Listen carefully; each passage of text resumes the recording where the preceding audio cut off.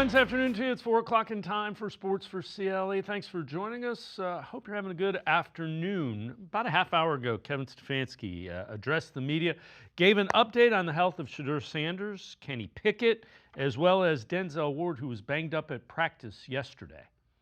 No update. Doing well.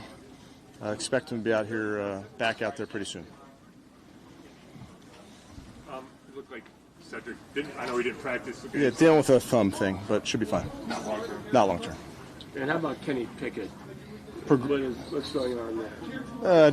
Continuing to progress. He's doing everything in his power to get back out there ASAP. What about an every other day kind of thing, or did he wasn't ready to go? No, he's fine. A lot of this is just getting some guys ready who are playing on Saturday. So Kenny's not playing Saturday, so just getting more walkthrough type reps.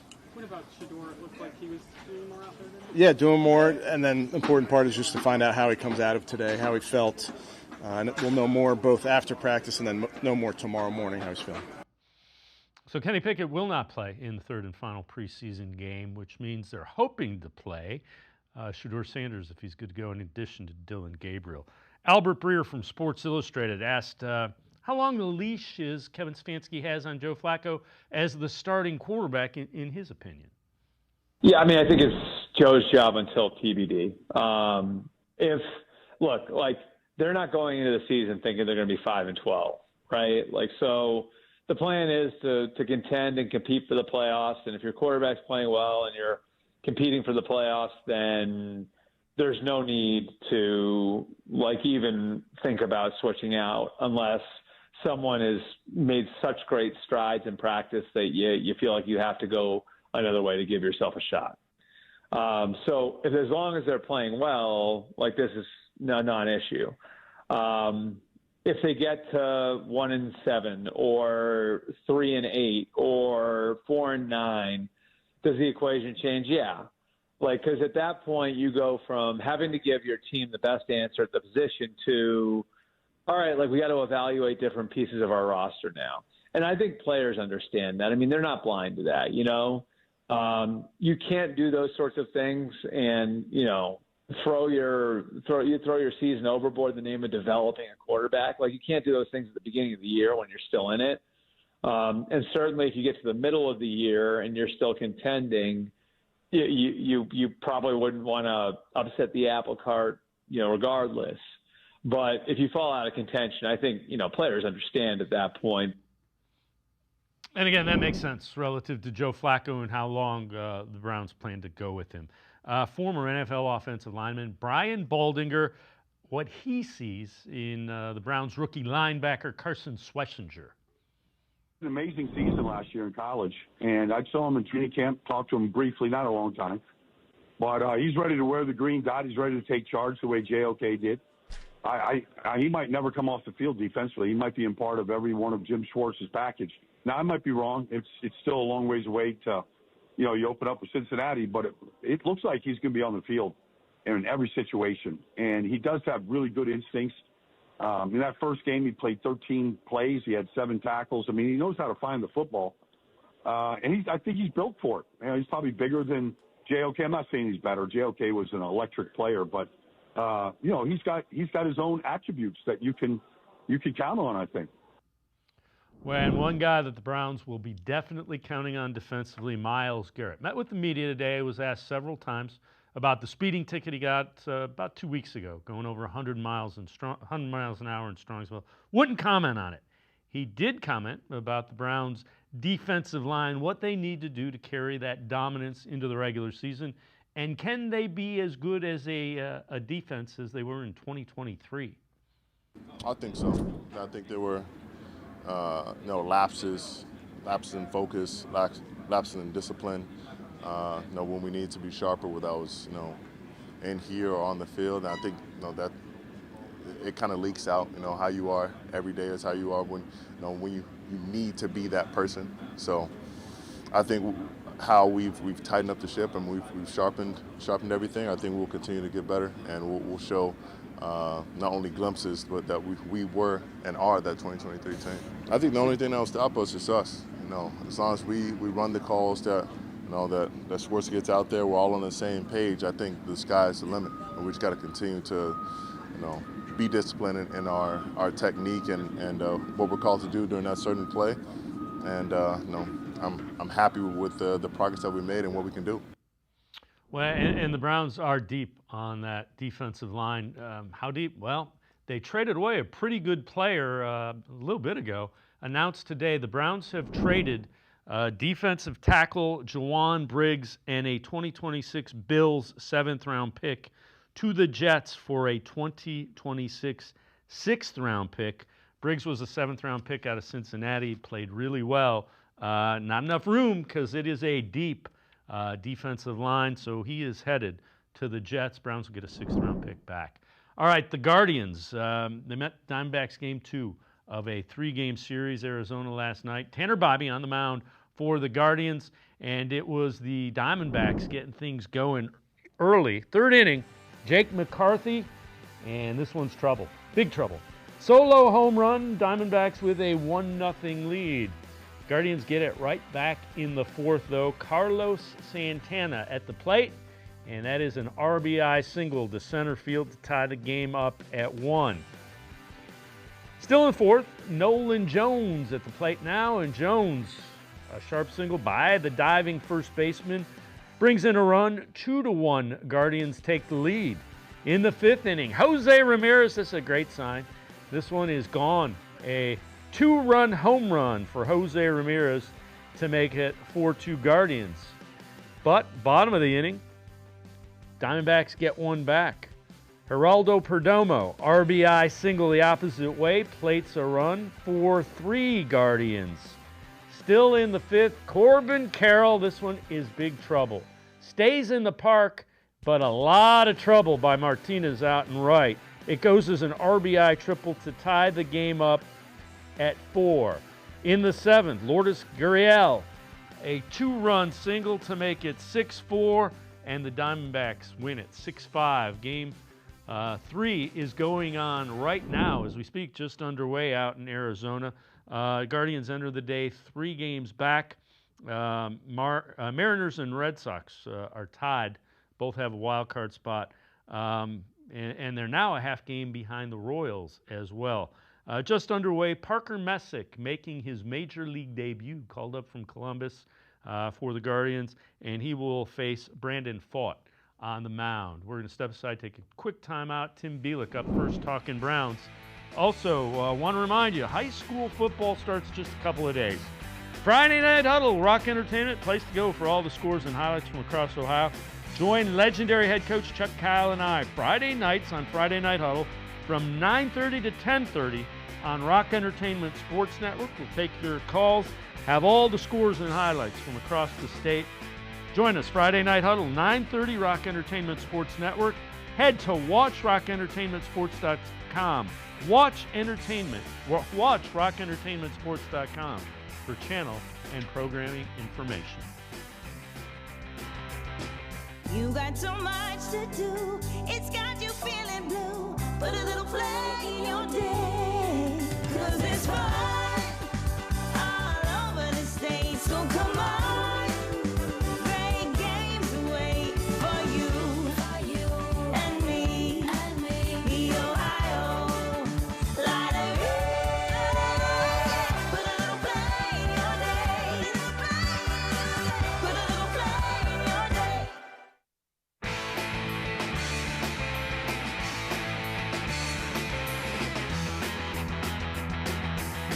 Browns are up first on Sports4CLE. Let's head right to the voicemail of Truth and Reason. What you people have to understand is Joe Flacco is a general. Shadur Sanders is a private. He may be a general one day, and I certainly hope so. But right now, there's no better future that I can imagine than Joe Flacco taking us to the Super Bowl and winning it. Shadur will get his chance. He and all the people who don't care about the Cleveland Browns need to put that stuff on the shelf because it ain't going down yet. Get with it, people. Joe Flacco is going to take us to the Super Bowl.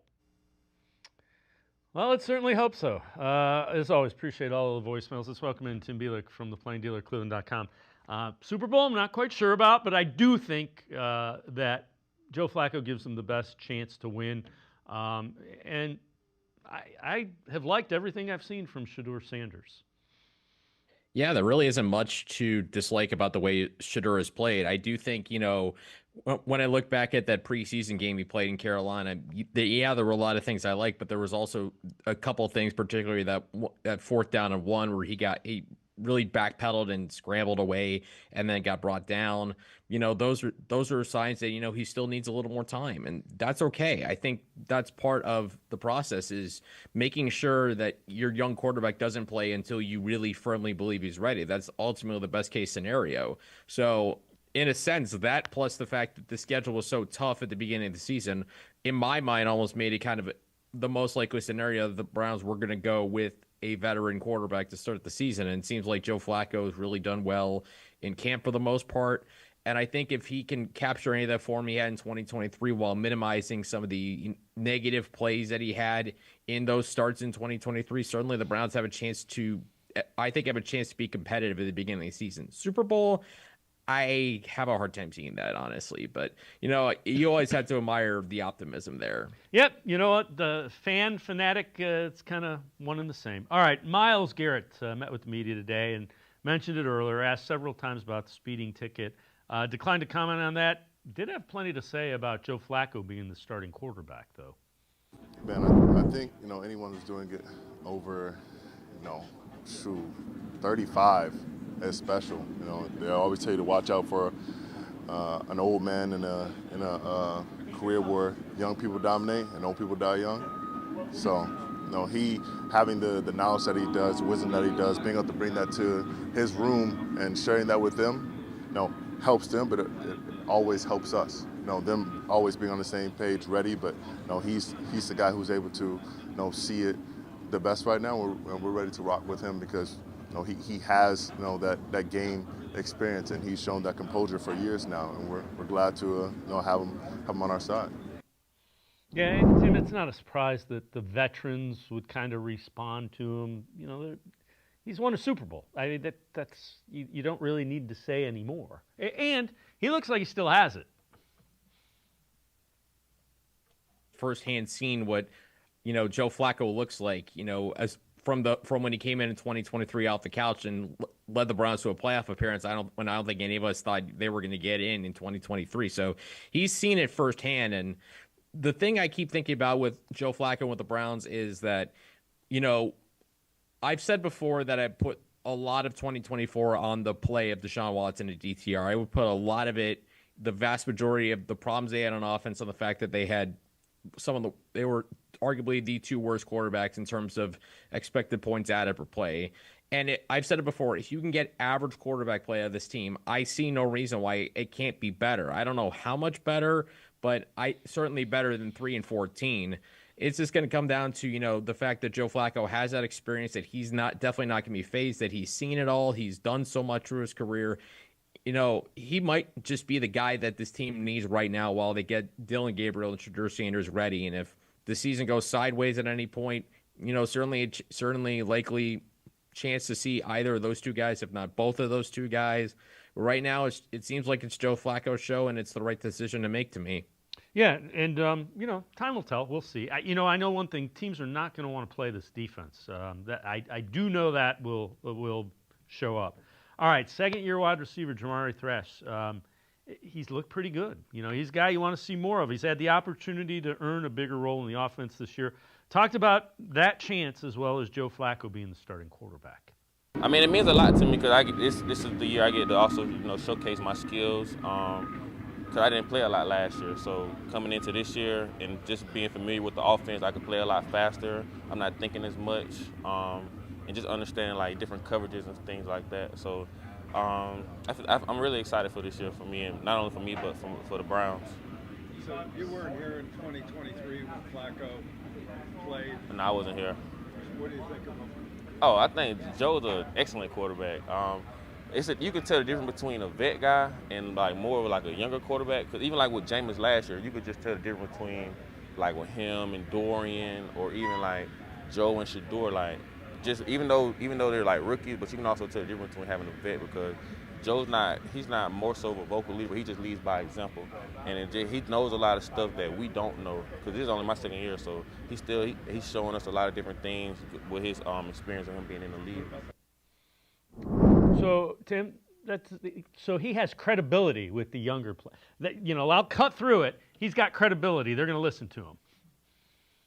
He's going to be pretty credible when you got a Super Bowl ring in your collection, no question about it. And I think with Jamari Thrash, with young players, the old saying is the biggest difference in a guy is always from year 1 to year 2. And I think with Jamari Thrash, he could be a guy that we get a better evaluation of if the quarterback plays better. It's hard to get an evaluation of guys when, the ball isn't, when the pass game just isn't working, when the quarterback play just isn't there. And with Joe Flacco, certainly that passing game looked a lot better in 2023. And when Jameis Winston came in 2024, yeah, there were interceptions, but you saw a much more competent offense, and we were able to get better evaluations of guys like Cedric Tillman.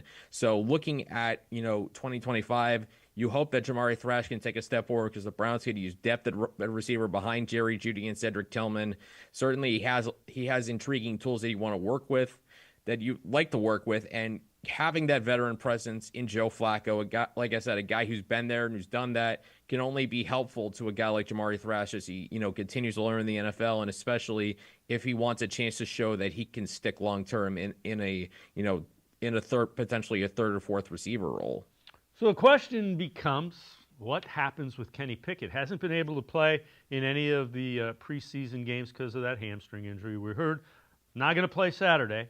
He's progressing, but not going to play. Albert Breer from Sports Illustrated kind of talked about, what happens with Kenny Pickett. What do you think happens to Kenny Pickett now? I mean, I don't know if there's going to be a market for him trade-wise. My guess is he stays on as the backup. And I think, this is a guess, I think they'll keep all 4 quarterbacks. And then after all the hoopla and everything else, Dillon Gabriel and Shadur Sanders are inactive on the Sunday of week 1. I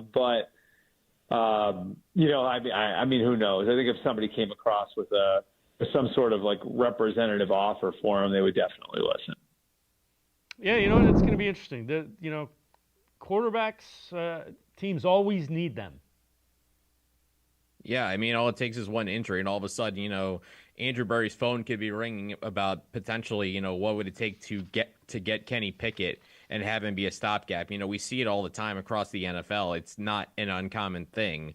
But, right now, obviously it's been tough from the perspective of we wanted to see the 4-man quarterback competition, how it's played out, and 3/4 of those quarterbacks have been banged up. Kenny's been out for so long with a hamstring. Dillon Gabriel, a little bit of a hamstring issue, even though he came back last Saturday against Philadelphia, and Shadur Sanders working his way back from his oblique issue. So in a way, obviously it's made the whole situation more complicated, more convoluted, definitely, because we haven't really gotten a full, true competition like we all kind of thought it was going to be. But, with Kenny Pickett, I feel like just because the fact that the Browns, he was the first guy they brought in, in the offseason. They trade DTR plus a pick to get Kenny Pickett. Certainly, it feels, I don't know if, I think because of that alone, in my own personal opinion, I feel like it wouldn't be as easy to move on from him unless they got, like Albert said, a representative offer that, made them at least think about it. And, the more that, the season draws closer, the more it's understandable that they could keep these 4 quarterbacks going into the season, because you always want to protect yourself from injury, and you do want to get some idea of what Dillon Gabriel and Shadur Sanders are before you go into next April. And you see what these quarterbacks in this upcoming draft can be. We've talked about them before. If you need to dive into that market again and draft a young quarterback that you think is going to be the future of the franchise. So you kind of got to get the answer, and you also want to get a little bit more clarity on Kenny Pickett. Those are all, I think, ideal goals. Tim Bielik and I are going to step aside, take a quick timeout. Other side of the break, we'll head back to the voicemail of Truth and Reason. Sports4CLE. I'll be right back. Stay with us.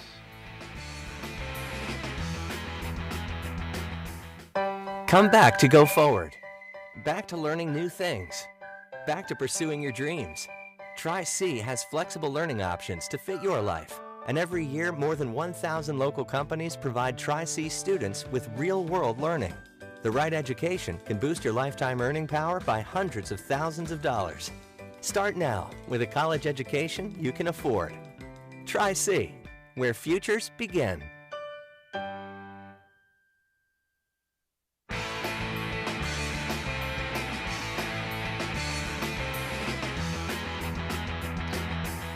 We continue talking Browns on Sports4CLE with Tim Bielik from the Plain Dealer and cleveland.com. Let's head back to the voicemail of Truth and Reason. Hey, Dave, Frank from Cleveland. I hope Jimmy Haslam does step in and tell him to start Shadur if we get off to a bad start. But I'm predicting we go 3-3 in the first 6 games. God bless you and the family. I love you, and I'll be in touch. Love you, bro. As always, appreciate all of the voicemails. Tim, I hope Jimmy Haslam doesn't get involved in that. But if they start out 3-3, they're in the wild card hunt just because of how tough that first 6 games are. Yeah, I mean, we've talked about so much that first 6 games. It'd be tough for any team to go through that, with a winning record, let alone a team like the Browns who are just coming off, a season where they had the second pick in the NFL draft. So 3-3, I think, would be about as good as I think you realistically hope for, because then you're thinking all of a sudden as the schedule lights up, even though you still have 3 divisional games left, that, all of a sudden things may open up a little bit and maybe you could dream about another wild card push if things go a certain way. But, getting back to the caller's first point, I think as much as, I really like Shadur Sanders in his preseason opener, we still need to pump the brakes on him. I mean, again, the Browns are bringing him along slowly, even though treat him like a 5th round pick, even though I personally think he should have gone way earlier than the 5th round. The fact is he was a 5th round pick, and they're doing things, from my perspective, they're doing things right by hand to be patient, take things slow, and Shadur seems to have an outstanding attitude about it. I think with young quarterbacks, you always have to be careful about when you put them in, because you want to make sure that they're as ready as they can possibly be. And that takes a long time. That takes even just standing on the sideline in a regular season game, seeing the speed of it, and, understanding, that as fast as it looked in training camp or in the preseason, it's nothing compared to a regular season game when those wins and losses count for real. Yeah, I'm with you. I want them to put them in, and Dillon Gabriel too. Set them up for success. Do not rush them in. I want them both to be successful. All right, Brian Baldinger, former NFL offensive lineman, talking about how the presence of Myles Garrett should help Mason Graham be even better than he has been. Myles is going to draw a lot of attention anywhere he goes, and that's why they move him around. They're going to move him around even more this year. But they're going to move him around so that it's hard to just pinpoint where he's going to be. So, in theory, Mason Graham's going to get a lot of one-on-ones, more than if Myles Garrett wasn't out there on the field. So, it should make things better for everybody out there. Whoever it might be, whether it's Alex Wright or, Bielik Collins or Shelby Harris, whoever, Isaiah McGuire, whoever's out there. I mean, it should be better. All those guys should be better when Myles is on the field. Tim, we've talked about it some. This defensive line is deep. I think Juwan Briggs can play. I think he's on the 53-man roster of the Jets. They traded him earlier this afternoon. That's a guy I think that can play, and I can't argue with trading him. That's how many of the guys that I think are rotational pieces are in that defensive line. It kind of speaks to the way Andrew Berry's kind of really attacked that position over the last couple of seasons. Bielik Collins, that keeps feeling like a very underrated signing, one that really flew under the radar, but I really liked him, just kind of a nice, sneaky defensive tackle veteran to help out. And, Mike Hull Jr., of course, you kind of forget about him a little bit when he really flashed a little bit as a rookie. I'm interested what he's going to look like in his second season. But getting back to Brian Baldinger's point about Mason Graham, having Myles Garrett, who attracts so much attention, is only going to benefit Mason Graham that much more, because Graham was getting double teams in the preseason opener. As in his first live action in an NFL game, albeit preseason, but still getting double teams. With Myles Garrett on the field, it's going to be almost impossible for offenses to continue to do that unless you're going to pull more guys out of the route patterns and into protection. And then in that case, you're going to take long. Those are going to be fewer guys in routes in those certain situations. So if Mason Graham could be as advertised, and all of a sudden he becomes a player who is another guy that offensive lines have to worry about, that they can't necessarily lead one-on-one, that they would have to have double teams or chips or different things like that. So especially early in Graham's career, when I've said before, defensive tackle is one of the harder positions to adjust to for young players, it's going to help him that so much attention is paid to Myles Garrett that should free him up a little bit early on. All right, so what are you paying attention to? Final preseason game rather against the Rams. What are you paying attention to? I think for me, I'm looking at running back because we know what's going on with the top three. Quinshon Judkins, even though he hasn't signed his rookie contract. Then you look at Jerome Ford, Dillon Sampson. I'm kind of looking at that fourth running back, Pierre Strong and Amani Marshall. I've really liked what I've seen out of Marshall in the preseason, particularly in the game against Carolina. I thought he looked really good in that game. Pierre Strong, that fumble in the Eagles game wasn't his fault. I believe that was him and Dillon Gabriel that had a botched exchange. But, I do think it's going to be an interesting battle to see who kind of gets that fourth running back opportunity behind those top three guys. Obviously, if the Browns are going to want to run the football the way we expect them to, depth at that position is going to be important. Obviously, you assume with Judkins, Ford, and Sampson, you have three guys who can be at the very least solid contributors. We know what Ford is. We've gotten very small glimpses of Dillon Sampson. Obviously, Quinshon Judkins, still not signed, but certainly you should have the ingredients, I think, for a solid running game. And for me, that battle, what happens Saturday, is going to be interesting to watch. Do they give the youngster and Marshall a shot, or do they lean on when rosters go down to 53 guys, or are they going to go with the veteran Pierre Strong? So that's going to be something I'm going to watch on not just Saturday, but also the days to come. What other areas are you looking for as far as battles to earn a spot? I think secondary is going to be interesting because of the injury to Martin Emerson Jr. We know it's basically Denzel Ward and Greg Newsome's show at corner. But then what do they do around that? Cameron Mitchell certainly had some struggles. Still kind of want to see a little bit more of Miles Harden. Then what kind of happens behind that? And do the Browns, after Saturday and after cutdowns, go add more depth at corner? And then safety, we've obviously some interesting veterans there: Ronnie Hickman, Rayshon Jenkins, DeMonte Casey, Nick Needham. Certainly depth there, but how it all sorts out, heading into week 1 against Cincinnati, Saturday, we'll see how many of those guys play and how many of those pieces kind of start to fall into place at that point. But because with the Martin Emerson Jr. injury, I think, it's a cascading effect that I think could certainly have an impact on the secondary. And we'll see, what it all looks like Saturday and even after Saturday on roster cutdown day. Tim Bielik, as always, great stuff. Appreciate the time and the insight. Thanks very much, Tim. Yeah, thanks for having me, guys. Have a good day. Tim Bielik, make sure you check him out. Plain Deal or cleveland.com. Always good stuff. We're going to step aside, take a quick timeout. Other side of the break, Jake Burns from BrownsFilmBreakdown.com. Sports4CLE. Be right back. Stay with us. You got so much to do, it's got you feeling blue. Put a little play in your day, 'cause it's fun all over the state. So come on, great games wait for you and me, the Ohio Lottery. Put a little play in your day, put a little play in your day.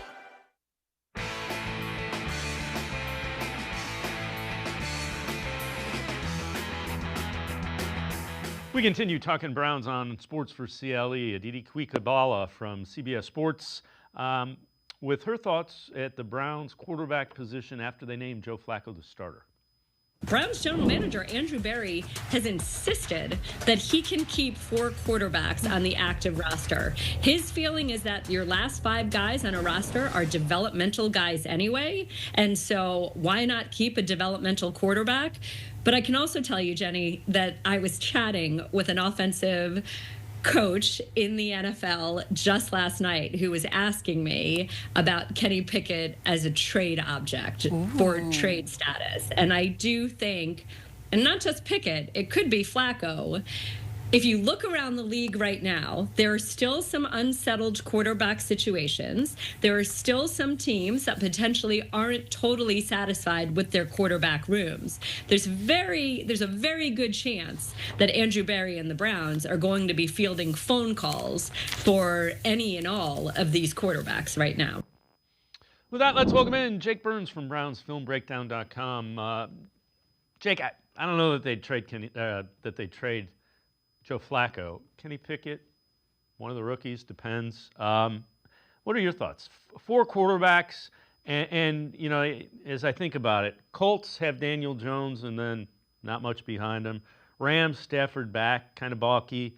Saints, nobody's taking that job. Those are spots to me that would make sense for Kenny Pickett. I don't think the Browns are trading Joe Flacco. I think they think he gives them a chance to win.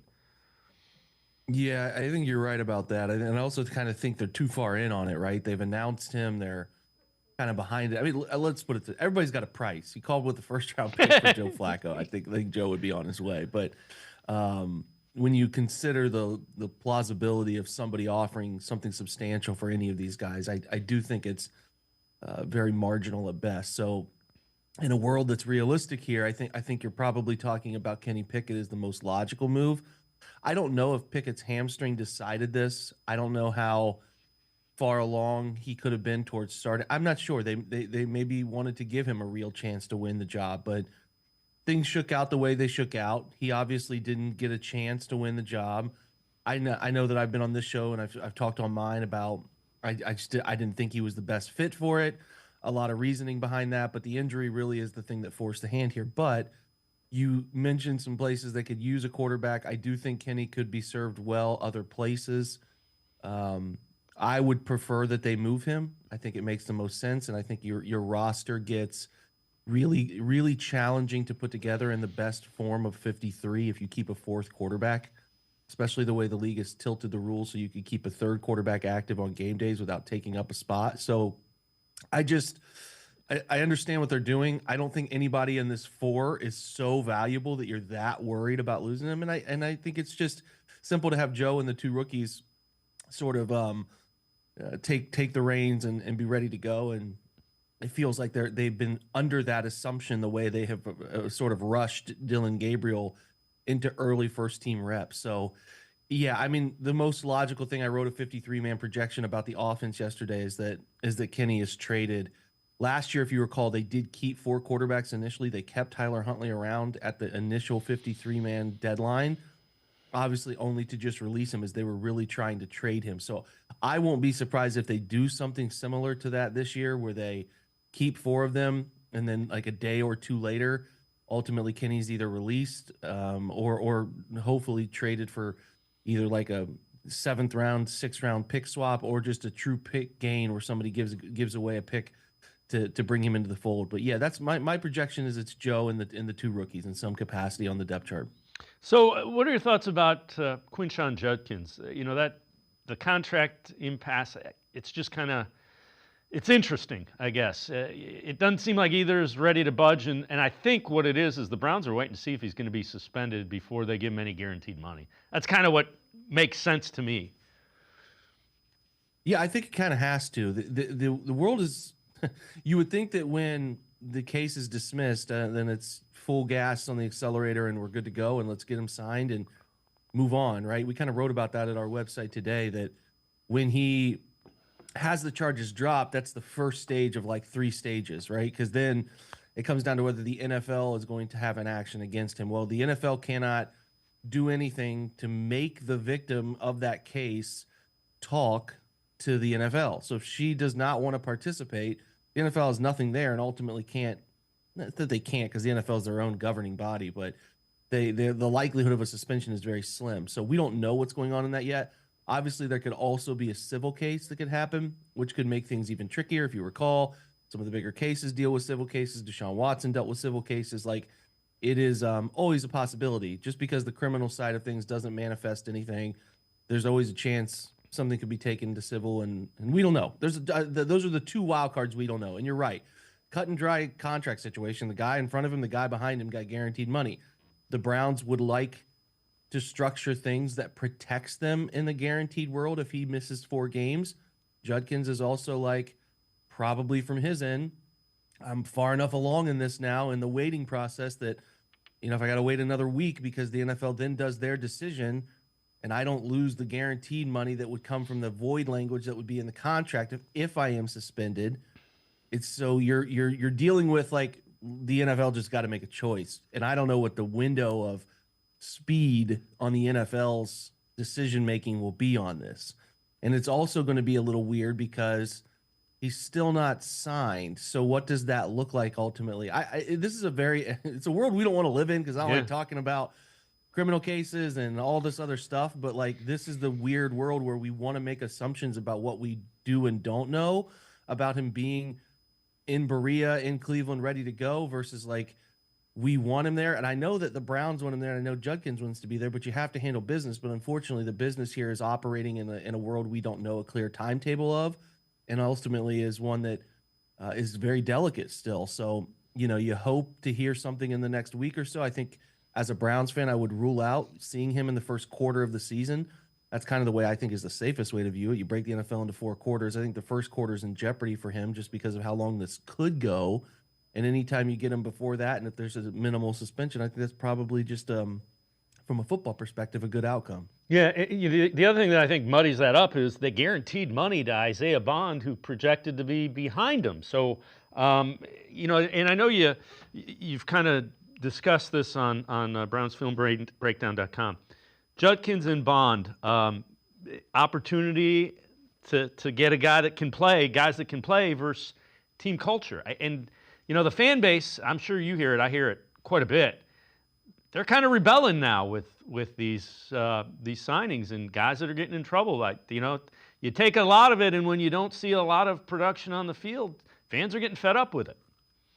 Yeah, you're right. This is a slippery slope of, you know, what the balance of it is. It's just so hard. Like, obviously, if a guy scores a lot of touchdowns and puts a lot of points on the board and helps you win, your level of I can ignore that other thing is, you know, very high tolerance, right? And I'm not even isolating this to Bond or Judkins, who both had criminal cases dismissed, and I'm not here to pass judgment on whether they did anything wrong or not. It's not for me to know. It's not for me to talk about, really. But what I do know is, like, if you've got enough things connected to this in a world where scrutiny is heavy, right? And then you have a lot of these other types of projects that Andrew Berry takes on. So think of, like, you know, I'm trying to think of the perfect example, like a Kadarius Toney, those who don't produce in the league, and the Browns kind of try to jump in and take a risk on the former first round types, and you got to hit on some of them. Now, Kareem Hunt's probably the best success story, but Kareem had already had a defined, really good setup before that issue happened. You could say the same thing about Deshaun Watson, but we know that that's going to be books written about what happened there. But, like, I'm just in the world of the Browns taking risks on players who have made a lot of external noise other than production on the field. I do think that fans are getting worn down by the loose connection. It's not that people are claiming these guys are guilty. It's not that we think Andrew Berry at his core is like a bad person. None of that's at play here. I think that what you want is the Browns locker room to have a majority of people who have a singular focus on football, and they make it the highest priority for themselves and just live a very quiet life off the field. That's the hope. More of those types than the contrary. And if you get too many of them on the contrary, you start to have, you know, is football the number one priority? Are we always locked in? Are we doing everything we can as a grown man and a mature person to bring the best value to the football team and the Cleveland Browns? I think that's the place it starts to get fair to wonder. You know what I mean? Yeah, absolutely. Let's talk a little bit about undrafted free agents that could make the roster. I know there are 2 that kind of jump out. Who are some of them that you're paying attention to that you think have a legit shot and could or will crack the 53-man roster? It's tough to put them in a will category. I think there's 3. Like, I'd originally had 2. I've kind of gotten to the point on a third. So I think Aiden Huntington, who's an undersized interior defensive lineman, a bit of an interesting career. Went to Kent State, then went to Louisiana Monroe, and then went to Tulane for a year. I can't imagine in that 18 to 22-year-old window moving 3 times like across the country like that. But that's the world of college football, especially small college football now. And he's a great athlete, though. Like, you look at his testing, yeah, he's probably like 270 to 280 and a shorter defensive tackle, but he's a freak athlete. He can move. He can really bend the corner. He's stronger than you would think he is. Like, in the first preseason game, he was winning downfield, making tackles on kick return as a defensive tackle, wearing number 66. Like, if I'm blocking on kickoff, man, and kick return, I don't want to try to block a guy wearing number 66 with a full head of steam running at me. Like, so there's value for him. He's a sneaky good pass rusher. He is undersized, so there is a limitation to what he can do as far as the volume goes. But when you pair the athleticism with his willingness to play like his hair's on fire, he's interesting to me. I don't know that he makes the roster, and I had a hard time keeping him because the Browns' edge room and the Browns' interior defensive line room is really talented. So I had a hard time doing that, but he's got a real chance, and I'm very interested to see what they do with him. Gage Larvadain is another guy. The Browns have had, Luke Flourier and Caden Davis. They've had some guys who have come in and been some pretty strong, training camp and mini camp and otherwise consistent producer. But Larvadain's been the best of the group. And there's actually some really interesting data about him that puts him into an elite category of testing and some of his on-field metrics when he was at South Carolina. Now, to be clear, he started at I don't think it was an NAI, but he started at a D2 or FCS, was trying to kind of simultaneously play basketball. He was kind of a two-sport guy, wanted to play some basketball, and had a really good start to his football career, productive, and was the freshman of the year in the conference. And then went to Miami, Ohio, had a nice year, and then kind of got lost in the shuffle. Didn't produce as well as he wanted to at South Carolina last year. But having said all that, he kind of came out of nowhere. So it's not like he was a big-time high school recruit, big-time athlete, and all of that. He tested fairly well, and I think he's gotten better over time. But I also feel like he's just such a developmental guy that I'm really interested in what he can become. And he's been really consistent in inside-outside alignments. He's catching the football, pretty good route nuance and throttle, getting in and out of cuts. So I think he's an NFL player. It comes down to do they think he's a punt returner? Can he handle punt returns? Can he handle kick returns? Can he be a part of the special teams that matter? Because in my view, and I again wrote about this yesterday, if anyone wants to read it, it's on our website. It's him or DeAndre Carter that you keep, because Isaiah Bond coming in and being in a world where it feels like he's guaranteed to be here for 3 years, at minimum 2, it's tough to, it just tightens the space there. So it's like Deontay Johnson, DeAndre Carter, and Gage Larvadain for 2 spots. And we'll see what they do ultimately, but that's what it boils down to. But I'm interested in Gage, and I think he's done a great job earning the opportunity to make the team, which is not easy, as we all know. And then lastly, Donovan McMillan. He was a Florida kid originally, very talented player coming out of high school, goes to Pitt after the Florida experience doesn't work out. I think he's shown to be a rangy center fielder, good athlete, physical, kind of like Ronnie Hickman in a world. I think Hickman's a bit more instinctual, but I think McMillan's a better athlete. And I think the Browns, who are like, hey, we kind of have Rayshon Jenkins, who's a bit more of a box player. We have DeMonte Casey, who's a bit more of a center fielder type. There's opportunity to pull a D'Anthony Bell and make this roster as a safety if they like you enough. And I was really encouraged by his week 2 performance. So he could use a nice game on Saturday to put himself in the position to make the roster. But he's the other one that I'm really paying attention to. Jake Burns from BrownsFilmBreakdown.com and I are going to step aside, take a quick time out. The other side of the break, Jake with some film breakdown of Dillon Gabriel's preseason start. Sports4CLE, be right back. Stay with us. Come back to go forward. Back to learning new things. Back to pursuing your dreams. Tri-C has flexible learning options to fit your life. And every year, more than 1,000 local companies provide Tri-C students with real-world learning. The right education can boost your lifetime earning power by hundreds of thousands of dollars. Start now with a college education you can afford. Tri-C, where futures begin.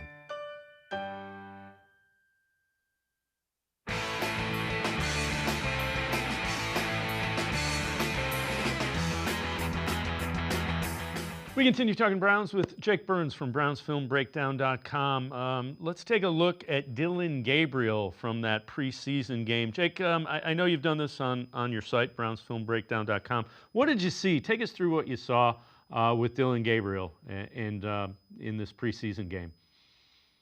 I thought he was decisive. I thought the football came out and was accurate, precisely accurate most of the time, operating different portions of the field. This was a miscommunication up front. I think they set the protection the wrong way on the first play of the game. Kind of see me talking through why I feel it's that way, and then kind of an option to throw once he punches out of there. But I digress. I thought he handled schematically what they wanted him to do, efficient with the footwork, ball was out. Now there's two mistakes made, right? The ball on the bootleg needs to just be thrown away. I think once you punch out of there and realize the chaos that's around that, high-low portion of the field, I do think there's a reason to just throw that football away. And that's the talking point that Kevin Stefanski has mentioned and others. So that mistake is obviously magnetized. It's a huge part of conversation. But as you'll see here, a bunch of just really good throws. I mean, inside the pocket where he's navigating, I thought he was more comfortable than I expected him to be, working in his first NFL game, finding those windows. It didn't feel like the game was too big for him, putting the football in those tight spaces he needed to. And again, it wasn't just sideline throws, wasn't just quick throws. There were middle of the field throws that were really impressive as well, kind of where he's navigating some chaos to get to the place to deliver it. And then the handoff fumble, I need to see it run again from another back, another quarterback, could be Dillon again, to see if his aiming point when he took off from under center was too narrow, because he went too far vertical going back to hand the football off, and Pierre Strong's angle was wider. So he then tried to stretch the football out to Pierre, and it was too wide, and it hit him in the elbow, and it just was a messy, clunky operation in the backfield. So my hunch is that Dillon was wrong on that.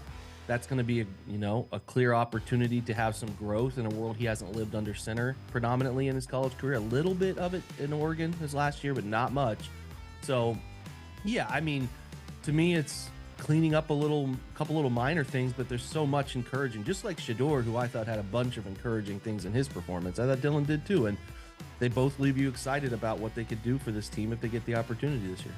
Yeah, Jake, the one thing that kind of stood out with Gabriel, I was curious how he would do with a muddied pocket. There were a couple of times where he kind of felt pressure, kind of moved, found a throwing lane, and found it and delivered it. His arm was a lot stronger than I thought it was as well. Yeah, man, the kid can play. I mean, you don't go to Oklahoma, you don't go to Oregon, you don't find success the way he did without, being able to navigate pockets, being able to deliver the football into tighter windows, and he did that stuff in school. So I'm not surprised by it. I understand some people have had a strong opinion of him at camp, and I was there, and there were some days where he was just it was not efficient. It was not good. But football leaves a lot to be known by only the people operating in the football space that's being coached. So I understand there's an urgency to get things to a place you think they are supposed to be, but there's just so much you don't know as a fan, as an analyst even, looking in from the outside. And I think that is some stuff that can happen during camp, especially in limited viewings, right? So, yeah, I was, just like you, very impressed with his ability to window hunt, is what I call when you're a shorter guy. You got to find those windows in the pocket to be able to see and then deliver. And he did a great job of it. There's a couple times guys were almost retreating into his lap, and he just kind of navigated it in a way that I think can work for him at the NFL level, and then kind of used his hand to keep some space away. There's a couple good examples in that film room. It's an hour and 20 minutes. I mean, I broke that down to parallel to what the rest of the offense did in the first half. So it's a long one, but there's some really good stuff in there that's worth it for people who want to see it. BrownsFilmBreakdown.com is a place to go to see that. You also did it on Shadur Sanders, and you alluded to it. Shadur Sanders played pretty well as well. What did you see when you went back and looked at Sanders? I think he displayed an ability to process in and out of chaos, right? So in the pocket, he delivered some nice throws, and I thought his pocket movement was good for the most part. A couple times could have been better, but he was good for the most part, sliding, staying calm, delivering into windows. Some of the pinpoint accuracy stuff wasn't quite there on some slants that he missed. There was a couple throws outside of the pocket. One in the first half where he kind of left it over the head in the first quarter of his running back when moving laterally, and then another one in the second half where he was stepping up, sliding right, and then kind of left it short of his tight end. Would have been a big gain as well. But, I mean, inside structure, inside of a lot of throws, the 2 touchdown throws were phenomenal. The first in a very tight window, the second working from left to right and kind of stepping and guiding in the pocket and delivering a strike into the end zone. So I think, again, were there things that he wants back? Yeah, some of the drifting stuff in the pocket he probably wants back. There's also some moments there where he left a couple football plays on the field, but like just, arm was live. I thought it was a calmness in the pocket that you want to see from him. And then I also thought he put himself in some good positions when moving through progressions. So I'm encouraged by both of them. We're in a world where everybody wants to compare. And I think that's just an unhealthy way to view this. I think the Browns have 2 quarterbacks who I'm intrigued to see play Sundays. And I thought they both put traits that work on Sundays into display in their debuts. That's all you can ask for with a 3rd and 5th round pick. Yeah, the way I say it, I want to see more of them, and that's good. Yeah. With rookies, if you want to see more of them, that means they are taking the challenge and doing well with it. You and I have seen enough Browns quarterbacks over the last quarter century that we said, I don't want to watch that anymore. I don't want to see it. Some of those, Yep. Some of those are okay to just enjoy, sit back and say, all right, yeah, I'd like to watch that again. That's a step in the right direction, right? Jake Burns and I are going to step aside, take a quick time out. Other side of the break, Jake with some film breakdown of new wrinkles the Browns are adding to the offensive scheme. Sports4CLE, be right back. Stay with us. You got so much to do, it's got you feeling blue. Put a little play in your day, 'cause it's fun all over the state. So come on, great games wait for you and me. The Ohio Lottery. Put a little play in your day. Put a little play in your day.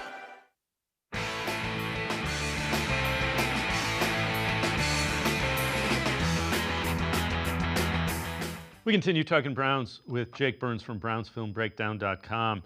Jake, some video breakdown and analysis of wrinkles that the Browns are adding to their scheme. So take us through what you've seen and what you see in these clips as well. Yeah, so a lot of Kevin's traditional stuff has been inside of what they're operating in. I just thought, in what I saw in the first game and second game, there's a little bit of wrinkle stuff happening where they're letting quarterbacks run what I call alert calls. So they will allow these quarterbacks to run a screen or run a what I call just a quick alert throw, either slant or a hitch, and throw it. Now, what you're watching here, these reverses, it's pretty odd to put reverses on tape in the preseason. They've done it 2 straight weeks. They've done it throughout camp. I think they're cooking up something for week 1 there for the Bengals just to be aware of or have to game plan for, or even going to fake that reverse or something. So that's what the 2 reverse plays where I was talking about in the article. Here we have the alert call with the backside slant. They could throw the front side screen if they want, or you could throw the backside slant if the window is open. They did it 2 times last week. This week they put this alert hitch in place. So what they said, the bottom of the screen is running the same hitch, and he throws a watch up front, watch the center and the linebacker, or the tight end climb to linebackers. He can give this football off on this draw if he wants to, or if he likes the leverage, he can throw the hitch. So what they're trying to do is use some alert tags to give their quarterbacks easy buttons. Talked about this a lot. Now this ball's got to be out a little quicker from Dillon. You can't hold on to it for even a half second, or your guys will be too far downfield, and that's what they got flagged for. So he's got to work on that. But what they're trying to do is create easy yards, and they can't do it via these quarterbacks running because none of the 3 are very mobile, not to the extent that NFL defenses will be threatened by them, right? So they're trying to create easy buttons by giving them alert tags and parallel to run concepts. So it's not a true RPO. It's a variation of them that's meant to say, hey, if we get the right coverage and you got the right opportunity, just rip that hitch or rip that slant and let's get 5, 6, 7 easy yards. They've struggled to find easy button plays in the last 2 years. And I think that's something they're really hunting. And in the preseason, I'm always kind of myself being a little scavenger at a junkyard trying to figure out what this offense is going to do this year that might be different than before. And those two very much stood out in the last 2 weeks, and I'll do the same for this week. Yeah, is it are those the things you would call answers? So we get this, and this is what we want to do to make sure our down and distance is correct. So you're not playing in 2nd and 10 or 2nd and 12. Yeah, the Browns haven't been very good in really, like, you break it into any category. The run game has struggled, so they don't want to be too predictive in the first down, second down world. And I think that they're trying to just find every avenue they can travel to create more 2nd and 5, 2nd and 4s than 2nd and 9s and 2nd and 8s. They need to be out in front of the sticks, in particular this year, because it helps them leverage their play action game, which is a part of what Joe and even the young guys are going to operate well in, and where Kevin's most comfortable. They have to keep drives on the field longer this year. Way too many times last year, drives were ending too quickly. You get 1 first down, then you're punting. So they're trying to find ways to bake in easy quarterback throws, easy answers, and this is one that has really stood out to me. So yeah, I'm watching, like I said, this stuff very keenly, and this is something they haven't done in years past. They were doing more they were doing harder RPO reads last year. This is more of like make a decision and go with it instead of make a post-snap read and throw off of it. And that also changes how your offensive line plays, and it changes how physical they're allowed to be. I like this version of RPO wrinkles for the Browns because it allows their quarterback and the rest of the scheme to operate separately, which creates less thinking for everybody else and puts your quarterback into a spot where he's the decision maker only. And I like that. I prefer that route for them. So Joe Flacco did say when his media availability that he was planning on playing the 3rd preseason game, which means the starters are probably going to play. You don't put your starting quarterback out there without the starting line in that. What do you want to see? What do you need to see in the 3rd preseason game? What are you paying attention to? Might even be a better way to ask it. Yeah. I think it's just the little stuff. They're not going to be complicated. So just basic process. No false starts. No illegal motions. No illegal shifting. Like the operation looking clean. Yeah. Do we want them to go down and score? Sure, everybody does, right? But keep the quarterback clean. Keep your process clean. Keep everybody healthy. We watched Joe Burrow get in the torture rack last week, and it makes you want to put all your guys in bubble wrap a little bit there. But yeah, I mean, for me, it's just get a couple first downs, show that you can move the football down the field. Don't take any penalties. Don't do anything that disrupts the rhythm. And I'm probably fine with it. I'm not a believer that the preseason has a impact on the regular season, so insofar as your guys are having a tougher training camp, getting ready physically for the grind during training camp. And it feels like through joint practices and when I've been witnessing their own practices, they've gotten after it. So I am encouraged with what they've done, but I do think a dress rehearsal, getting into the stadium, having a good operation, getting some points out of it, whether it's 3 or 7 would be ideal, right? Keep Joe clean and, like I said, make the process clean and can, show us that the product that they're going to bring to the field in 2 weeks after that as a chance to put 21 or more points on the board, right? Before I let you go, how impressed have you been with the defensive line? I mean, we kind of alluded to it when you were talking about Aiden Huntington. It seems like anybody that they have put in on their depth chart has gotten in the backfield of the opposition.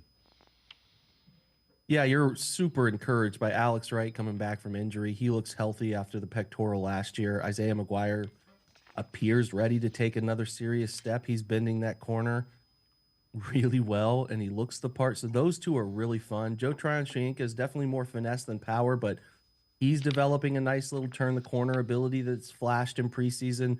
I've liked Julian Okwara's second team rushers have a chance to get him on the field as a pass rusher this year because he's put together this ghost move where he dips the inside shoulder after selling he's going to run through the long arm and then dips and gets under. He's produced 3 sacks in the preseason using that move. So I'm excited for them, man. That doesn't even talk about the best player on planet Earth at that position.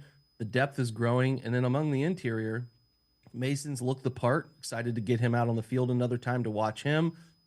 Malik Collins is a really great pass rusher. He's developed into that into his 30s. I'm excited to see him paired with Mason. Those two have formed a nice relationship working out together this summer. He's taken the rookie under his wing. We know what Shelby Harris is because he's been around the league. He'll be a nice rotational player. And then once you get Mike Hall back, I love Mike's pass rush ability. I hope the knee is healthy and he gets back to being himself because he is so twitchy coming off the line of scrimmage. I'm super encouraged by him. And then Juwan Briggs, the 7th rounder from Cincinnati last year, has put together some strong run game tape again. And I think he's going to play because he's insanely strong, like north of 40 reps in the 225 test. Like, he is strong in the upper body. So they're going to play him in run scenarios a decent amount this year. And I'm excited to watch him handle that because he handled it really well at the end of last year. So this is probably the most talented the Browns defensive line has been in 25 years, top to bottom. So that part's really cool. And you hope it helps offset some of the other, notable weakness spots that they have currently. Jake Burns, as always, great stuff. Tell folks about BrownsFilmBreakdown.com. That's where you can be found regularly. Correct. Yeah, we're just BrownsFilmBreakdown.com. There's a Substack app off of what we do, which gets everything delivered to you in a great spot. You can listen to all your podcasts through there. You get your film rooms through there. You really get everything in one stop. You get to talk to the community in the chat forum in there as well. But yeah, we're just a group that is heavily committed to the passion that is following this team and wanting to know X's and O's and break things down and analyze them in a way that's not hyperbolic. It's very even keeled. I tell you when they're doing things right. I tell you when they're doing things wrong, and try to give that level-headed analysis to what they're doing and teach you about football simultaneously. So great group of people that have formed over there. We're really happy with where it's at, and we would love anybody that listens to this to come over and see what it is. You get your first month for free. So yeah, just come check us out. BrownsFilmBreakdown.com. Jake, as always, great stuff. Thanks so much for the time and the insight. Appreciate it, Jake. Hey, anytime, guys. Thanks for having me. Jake Burns, make sure you check him out. Always really good stuff. It's BrownsFilmBreakdown.com. That's going to do it for this edition of Sports for CLE. We'll see you back here tomorrow at 4 o'clock. Have a great night, everybody. See you tomorrow at 4 on Sports for CLE.